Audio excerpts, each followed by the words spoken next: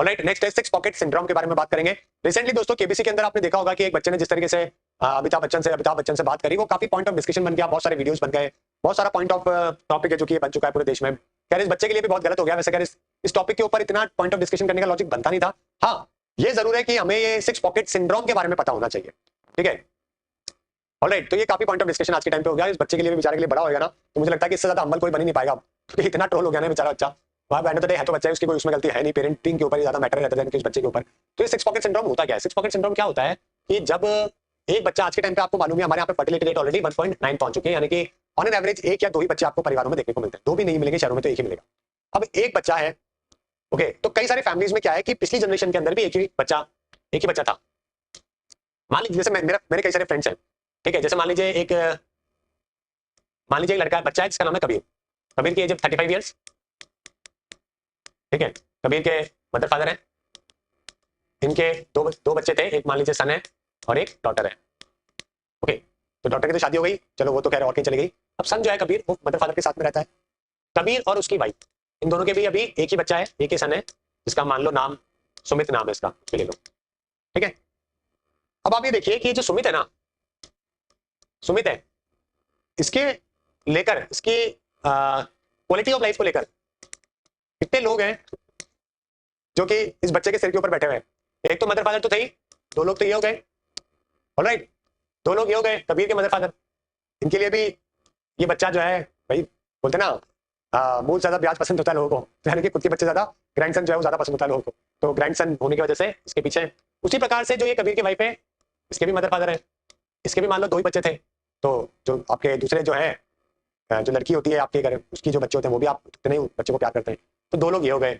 तो 2+2, दो तो उसके मदर फादर, दो इसके कबीर के मदर फादर और दो इसके मदर के मदर फादर, तो मिला के कुल मिला के 6 लोग हो गए।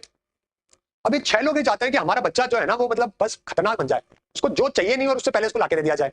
कबीर को, इस बच्चे को, सुमित को क्या चाहिए बस बता दे, बस अपनी दुनिया के अंदर क्या चाहिए बस सब कुछ इसको लाके दे देंगे।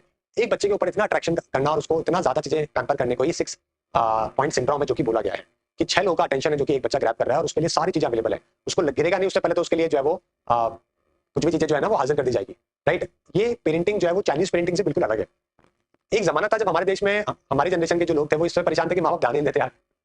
अब की जनरेशन जो अल्फा जनरेशन है, यानी कि जो जनरेशन 2010 के बाद में पैदा हुई है, यानी कि अभी जो 10-12-15 साल के बच्चे हैं, वो इस चीज से परेशान है कि माँ बाप ध्यान इतना ज्यादा देते हैं कि पीछे नहीं छोड़ते हैं।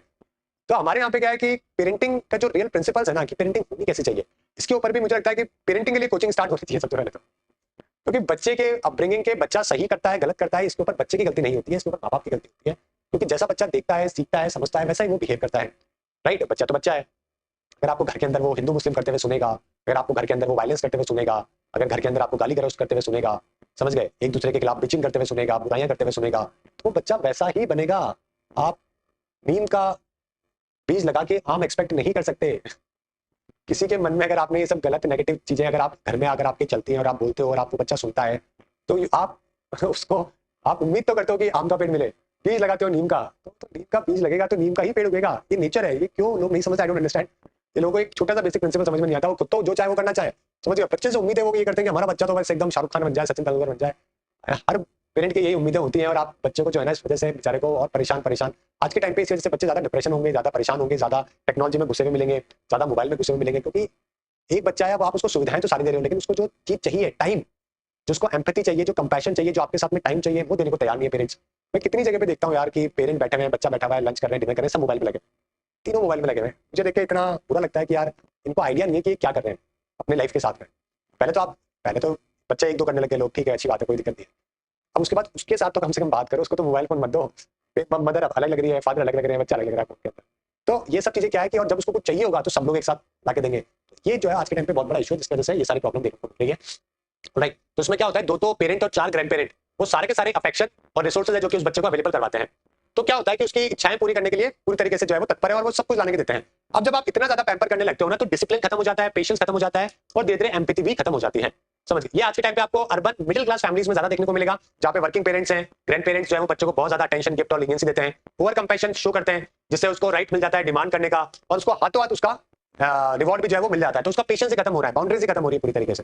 हमारे टाइम पे तो पेरेंट ऑब्वियसली ये बोला करते थे कि चलो ठीक है, आप ये मेहनत करो, ये अचीव करो, हम फिर आपको ये चीज लाके देंगे। तो एक लॉन्ग टर्म गोल हुआ करता था, राइट, एक लॉन्ग टर्म गोल था। अभी इतने शॉर्ट टर्म चीजें ना, चुप हो जाओ, क्या चाहिए बता, ये लो ये लो। तो बहुत ज्यादा प्रॉब्लम है अगर आप आज के टाइम पे बच्चे को गिविंग करना, सिखाना, उसको शेयर करना, right, compassion, empathy, love, affection, दूसरों के प्रति आपको सिखाना पड़ेगा तब जाके वो बच्चा कुछ अपनी जिंदगी के अंदर कुछ अच्छा एक अच्छा सिटीजन है जो कि बन पाएगा। तो एक एरविंग गॉफमैन करके एक पर्सन है, वो पेरेंटिंग के ऊपर और चाइल्ड बिहेवियर के ऊपर वो बहुत काम करते हैं, उन्होंने बहुत काम किया है। तो उन्होंने काफी सारे पर्सपेक्टिव है जो कि बताए हैं। पहले हम लोग बच्चे को सिखाया करते थे रिस्पॉन्सिबिलिटी बेस्ड सोसाइटी, जहां पे हर बच्चे को कंट्रीब्यूशन करना और सोसाइटी के हिसाब से अडॉप्ट करने के ऊपर हम लोग उसको सिखाते थे। अभी सोसाइटी बदल गई है, रेस्पॉन्सिबिलिटी बेस्ड सोसाइटी से हटकर राइट बेस्ड सोसाइटी हो चुकी है, यानी कि हर बच्चा अपना कंफर्ट और अपना अटेंशन के बारे में सोच रहा है।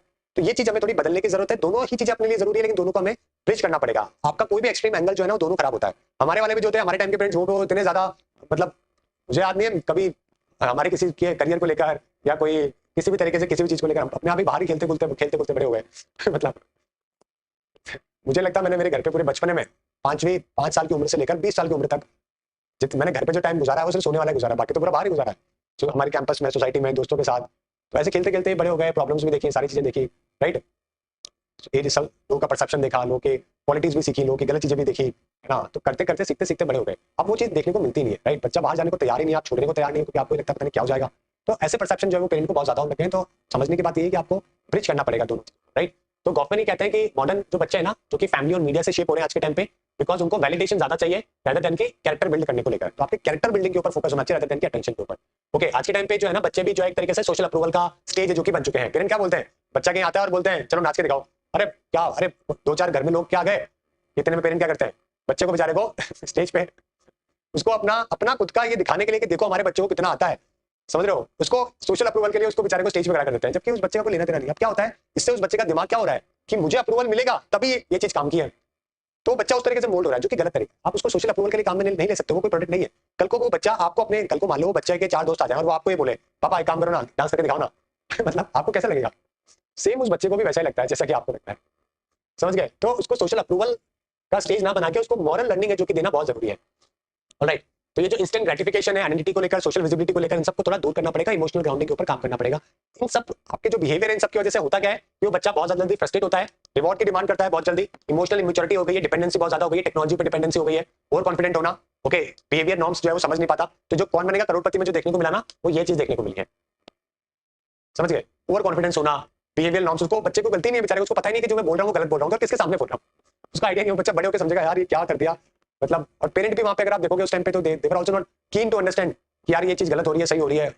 तो वो आपकी पेरेंटिंग की प्रॉब्लम है, मतलब। तो ये बहुत जरूरी है आज के टाइम पे कि जितना आप बच्चों को सिखाने की कोशिश करते हो ना, अगर आप बच्चा कर रहे हो तो आपको भी सीखना पड़ेगा आज के मॉडर्न बच्चों को किस तरीके से आपको पालना पोसना है।